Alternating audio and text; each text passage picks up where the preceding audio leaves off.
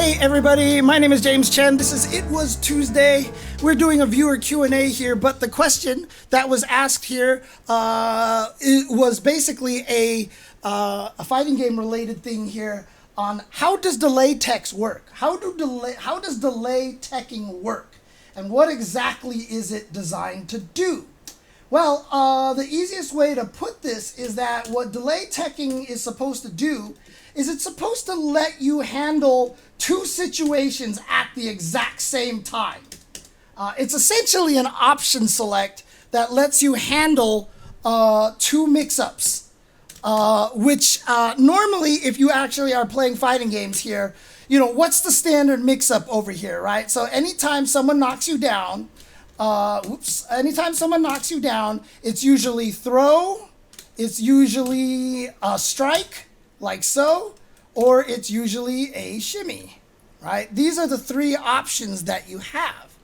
And this is the triangle right here, right? So throws beat blocking, attack beats your wake up buttons, and then shimmy beats your throw tech, right? So that's the reason why you use those three options here. Now, the reason why delay teching works is I'm gonna set Kimberly to wake up with a normal throw here like this. The problem is if I set it to no delay, so if I do this and dash up and throw, you'll tech, right? Because you are teching the first frame you get up. The problem is if I dash up and attack, I'll hit you out of your throw startup. I will hit you out of your throw startup. So that's why it's kind of dangerous to just wake up with throw right away. So what is exactly delay teching? Is you let your character get up and you actually wait like 8 frames before you throw, like maybe 7 frames. Because what happens is now when you get up, you wait and then you throw. So my standing medium punch here is 6 frames. So if I dash up here in medium punch, you block. But if you actually look at, oh no, you can't see it on Kimberly's side. You don't see the inputs listed there, unfortunately. Do you see it on the joysticks? No, you don't. But if I actually let her get up, she throws a little bit late. So what happens is if I dash up and medium punch, because you're delaying your throw, you won't get hit by my meaty like you would if you threw right away. So if you threw right away, if I dash up and medium punch, I counter hit you out of that. But if you learn to delay it, like 8 frames, for example, over here, you'll block it. The reason why this is useful is because when someone throws you, the window to tech a throw is pretty long.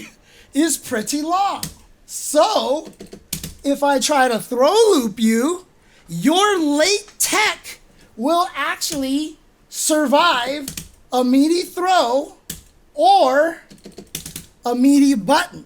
This is what delay teching is for. Normally, it's a 1-to-1-to-1. It's supposed to be a rock, paper, scissors that if I actually hit a button, I should beat your throw tech.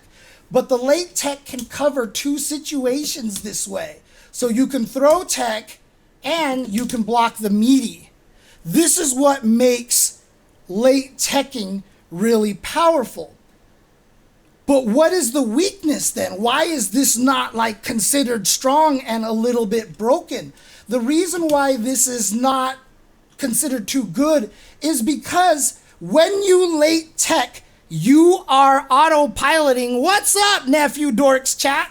What's going on? Thank you, Nephew, for the raid over here. Thank you for the raid. Appreciate it very much.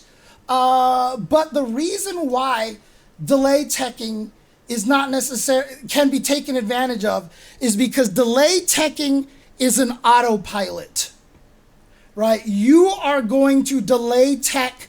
If you use a delay tech, you have decided to delay tech.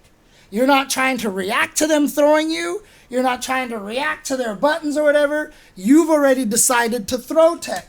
So the problem with delay tech is that it is very weak to shimmies. It is super weak to shimmies. And so if the opponent just decides to back up, then basically you're a sitting duck and you die, basically. Or, you know, they'll do the thing where they jump straight up and then they can hit you this way. You know, you can blow it up. You're essentially autopiloting in that situation. And then, of course, if the opponent is expecting you to late tech, nothing is foolproof, right? Like, I can actually just delay my meaty a little bit. I can delay my meaty, and then I can still hit you out of your delay tech, right? This is what you had to do in Street Fighter 4, because if you were crouching and you threw, you came out with a crouching light kick. So you had to hit the startup of the crouching light kick by learning their timing and delaying your button long enough so that you hit them out of their timing, essentially.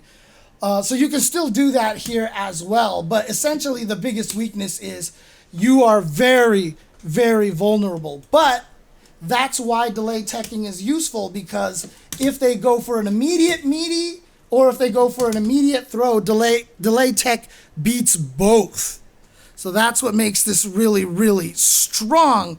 Does that make sense, Psycho Damo, who's the one who asked about that? Does the delay tech make sense on what makes it useful now? What makes it that much more important? Oh, interesting. Okay, there you go. So yeah, you can practice it against Ryu in the throw training.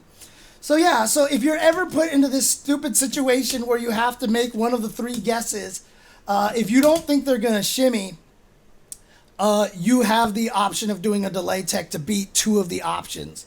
Again, it's not infallible, but again, nothing should be infallible in fighting games, because if it is, then the mix-up is useless. So the fact that there's not one solution to all of this is a good thing. It's a good thing, right? I mean, it loses to all sorts of things, right? So not even just that, but like, what do I have? Is that airborne? Does that count as airborne? I guess not. Well, not airborne early enough. This was too slow. But if I had a move that went airborne faster, I could blow it up. You know, it doesn't have to be a neutral jump. I could just do a normal move, whatever. Essentially, the weakness is that you're autopiloting a throw, and you're just going to do it. And so, yeah, you're vulnerable to those kind of situations there. It was Tuesday.